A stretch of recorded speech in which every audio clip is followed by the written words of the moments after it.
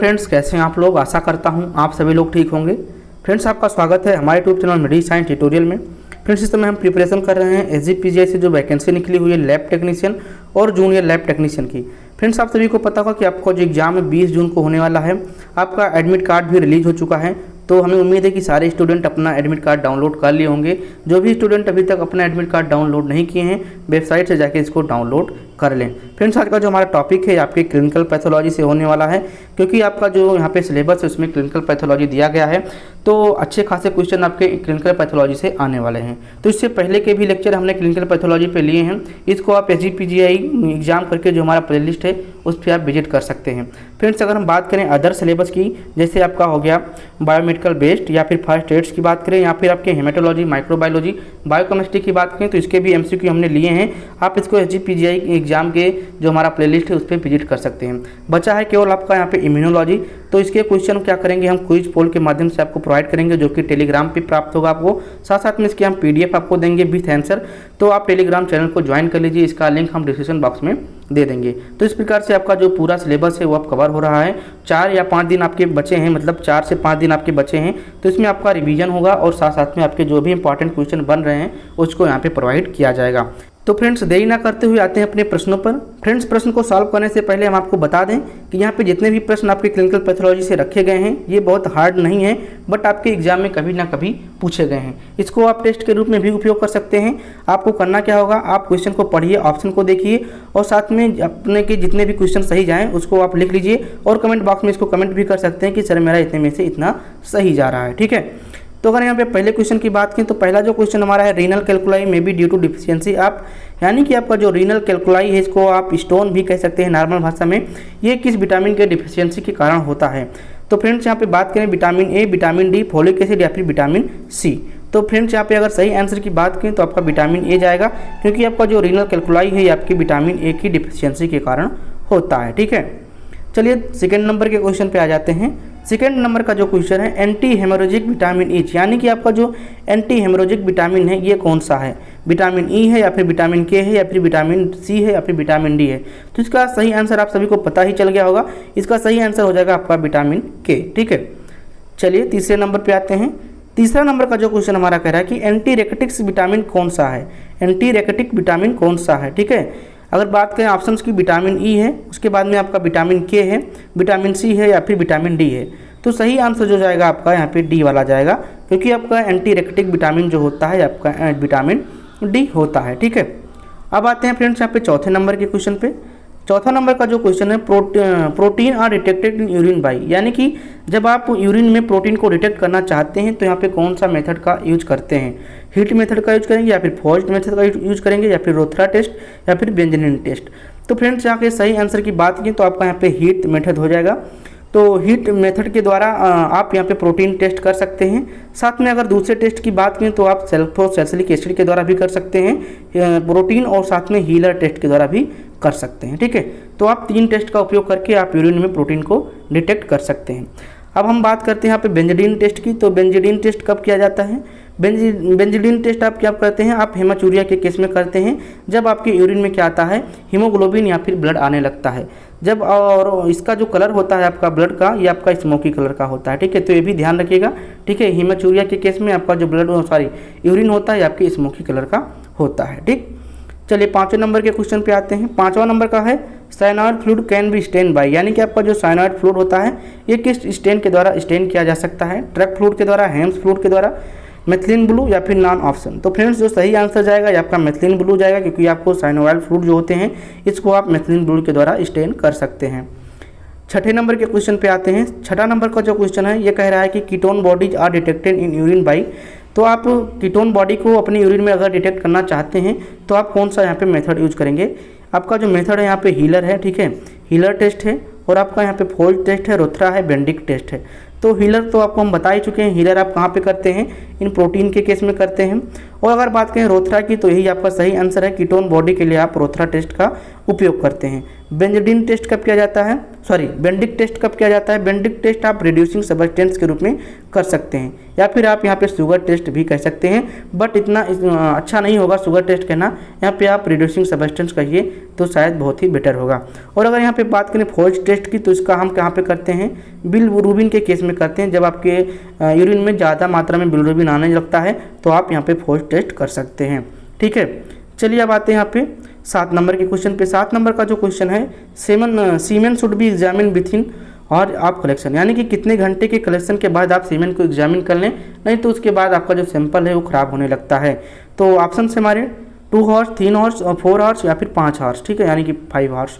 तो अगर इसके सही आंसर की बात करें तो आप 2 घंटे के अंदर अपने सीमेन को एग्जामिनेशन कर लीजिए। उसके बाद में जितना भी डिले करेंगे आपके सीमेन का जो क्वालिटी है डाउन होता चला जाएगा। ठीक है, अब यहाँ पे बात करें फ्रेंड्स, यहाँ पे एक क्वेश्चन और जैसे कीटोन बॉडी टेस्ट हो गया, यहाँ पे आप क्या कर सकते हैं, जो आपके बाइल साल्ट होते हैं, ठीक है, इसके टेस्ट के लिए कौन सा, तो यहाँ पे हेज टेस्ट का उपयोग कर सकते हैं। ठीक है, हेज टेस्ट। ठीक, चलिए आते हैं यहाँ पे 8 नंबर के क्वेश्चन पे। 8 नंबर का जो क्वेश्चन हमारा है, CSF glucose decrease in following condition, यानी कि आपका जो CSF ग्लूकोज लेवल CSF में ग्लूकोज का जो लेवल होता है वो डिक्रीज होने लगता है किस केस में? इंसेफ्लाइटिस के, बैक्टीरियल मेनिंजाइटिस के, या फिर पोलियोमाइलाइटिस के केस में, या फिर सेब्रल एब्सेस के रूप में। तो इसका जो सही आंसर जाएगा बैक्टीरियल मेनिंजाइटिस। CSF में जो आपके ग्लूकोज होते हैं उसके लेवल आपके डिक्रीज होने लगते हैं आपके बैक्टीरियल मेनिंजाइटिस के केस में। ऑप्शन नंबर बी सही जाएगा। ठीक, 9 नंबर पे आते हैं। 9 नंबर का जो क्वेश्चन है, the most important abnormal crystal present in stool is, यानी कि आपका स्टूल जो है अगर आप इसमें क्रिस्टल को एग्जामिन करना चाहते हैं तो इसमें कौन से एबनॉर्मल क्रिस्टल आपके प्रेजेंट होते हैं? ट्रिपल फॉस्फेट होता है, या फिर चारकोल लेडेन क्रिस्टल होता है, या फिर हेमाटोइड क्रिस्टल होता है, या फिर बोथ एंड, यहाँ पे बोथ बी एंड सी। ठीक है, बोथ बी एंड सी। तो यहाँ पर जो सही आंसर जाएगा ये आपका यहाँ पे बोथ बी एंड सी वाला सही जाएगा। ठीक है, चलिए आते हैं 10 नंबर के क्वेश्चन पे। 10 नंबर का जो क्वेश्चन है, decrease CSF glucose level is not seen which condition वो, ठीक है, यानी कि आपका जो CSF के ग्लूकोज का लेवल है ये डिक्रीज होता है, बट इसमें ऑप्शन ये दिया गया है कि इनमें से कौन से कंडीशन में नहीं होता है। ठीक है, तो ऑप्शन जो हमारे हैं, वायरल मेनिंजाइटिस, ठीक है, वेस्कुलर एक्सीडेंट, या फिर प्राइमरी ब्रेन ट्यूमर, या फिर ऑल ऑप्शन। तो फ्रेंड्स ये आपका वेस्कुलर एक्सीडेंट के केस में नहीं होता है, तो ऑप्शन नंबर यहाँ पे आपका बी वाला सही जाएगा। ठीक है, क्योंकि CSF का जो ग्लूकोज लेवल होता है ये आपके वेस्कुलर एक्सीडेंट के केस में नहीं कम होता है, और सभी के केस में, यानी कि वायरल मेनिंजाइटिस के केस में, प्राइमरी ब्रेन ट्यूमर के केस में, सब में क्या हो जाता है, आपका डिक्रीज हो जाता है। ठीक है, चलिए 11 नंबर के क्वेश्चन पे आते हैं। 11 नंबर का जो क्वेश्चन है, urinometer is to measure dot in urine, यानी कि आपका जो यूरिनोमीटर है, ठीक है, ये यूरिन का क्या मेजर करता है? वॉल्यूम करता है, ऑर्डर करता है, ट्रांसपेरेंसी करता है, या फिर आपका स्पेसिफिक ग्रेविटी करता है? तो आपका जो यूरिनोमीटर होता है ये आपके यूरिन का स्पेसिफिक ग्रेविटी मापता है। तो ऑप्शन नंबर यहाँ पे डी सही जाएगा। और अगर हम इसके नॉर्मल रेंज की, यानी कि आपकी स्पेसिफिक ग्रेविटी के नॉर्मल रेंज की बात करें तो ये कितना होता है? 1.005 से लेकर 1.030 तक होता है, और एवरेज इसका वैल्यू क्या होता है? 1.016 होता है। ठीक है, तो ये थोड़ा सा ध्यान रखिएगा। ठीक फ्रेंड्स, आते हैं यहाँ पे 12 नंबर के क्वेश्चन पे। 12 नंबर का जो क्वेश्चन कह रहा है कि in urine Bence Jones protein in calculated temperature of, यानी कि अगर आप अपने यूरिन में बेंजोन प्रोटीन को डिटेक्ट करना चाहते हैं तो आप इसका कितना टेम्परेचर पे देंगे ताकि आपका जो यूरिन है वो कैलकुलेट हो जाए। तो फ्रेंड्स, जो टेम्परेचर दिया गया है 45 डिग्री सेल्सियस से लेकर 55 डिग्री सेल्सियस, 35 डिग्री सेल्सियस से 45 डिग्री सेल्सियस, 25 डिग्री सेल्सियस से लेकर 35 डिग्री सेल्सियस, और लास्ट दिया हमारा 15 डिग्री से लेकर 25 डिग्री सेल्सियस। तो फ्रेंड्स, इसका जो सही आंसर जाएगा ये आपका 45 डिग्री से लेकर 55 डिग्री सेल्सियस पे, क्योंकि आपका जो यूरिन का बेंजोन प्रोटीन होता है आपके 45 से 55 डिग्री सेल्सियस पे जब आप इसको गर्म करते हैं तो अगर आपके यूरिन में बेंजोन प्रोटीन प्रेजेंट होता है तो ये कैलकुलेट हो जाता है। दूसरा तरीका ये होता है कि आप जब टेस्ट ट्यूब लेते हैं, टेस्ट ट्यूब को में जब आप 1/3/4 यूरिन लेते हैं, इसको हीट करते हैं, और हीट करते समय कोई भी कैलकुलेशन नहीं होता है। ठीक है, और रखने के बाद यानी कि कुछ देर इसको रख देते हैं तो इसमें कैलकुलेशन हो जाता है, तब भी ये क्या कहलाता है आपका, ये जो आपका कैलकुलेशन हुआ ये आपके बेंजोन प्रोटीन के कारण हुआ है। इसके पहले हम आपको बेंजोन प्रोटीन के बारे में थोड़ा सा बताए थे, तो आपको कमेंट करना है कि आपका बेंजोन प्रोटीन जो है वो किस डिजीज़ के केस में आपका यहाँ पे प्रेजेंट हो जाता है आपके यूरिन में। ठीक है, चलिए आते हैं यहाँ पे 13 नंबर के क्वेश्चन पे। 13 नंबर का क्वेश्चन हमारा है, broadcast are present in urine which condition, यानी कि यहाँ पे जो आपका ब्रॉडकास्ट होता है ये आपके यूरिन में कब प्रेजेंट होता है? एक्यूट नेफ्रोटिक सिंड्रोम के केस में, या फिर नेफ्रोटिक सिंड्रोम के केस में, या फिर लीवर डैमेज के केस में, इन स्टेज रीनल फेलियर के केस में। तो इसका जो सही आंसर जाएगा आपका लीवर डैमेज के केस में आपका जो यहाँ पे ब्रॉडकास्ट होते हैं, आपके यहाँ पे क्या होते हैं, प्रेजेंट होते हैं आपके यूरिन में। ठीक है, अपने 14 नंबर के क्वेश्चन पे। 14 नंबर का क्वेश्चन कह रहा है कि appearance of location in heat test for protein means concentration of protein.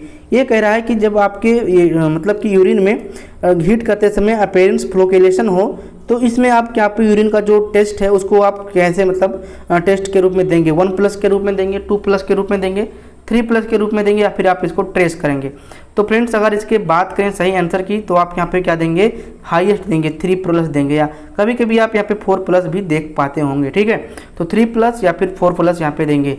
ठीक है, चलिए 15 नंबर के क्वेश्चन पे आते हैं। 15 नंबर का जो क्वेश्चन है, presence of RBC in urine detected by, यानी कि अगर आपके यूरिन में आरबीसी प्रेजेंट है यानी कि रेड ब्लड सेल प्रेजेंट है तो आप इसको कैसे डिटेक्ट कर सकते हैं, फिजिकल मेथड के द्वारा करेंगे या फिर केमिकल या फिर माइक्रोस्कोपिक या फिर तीनों के द्वारा।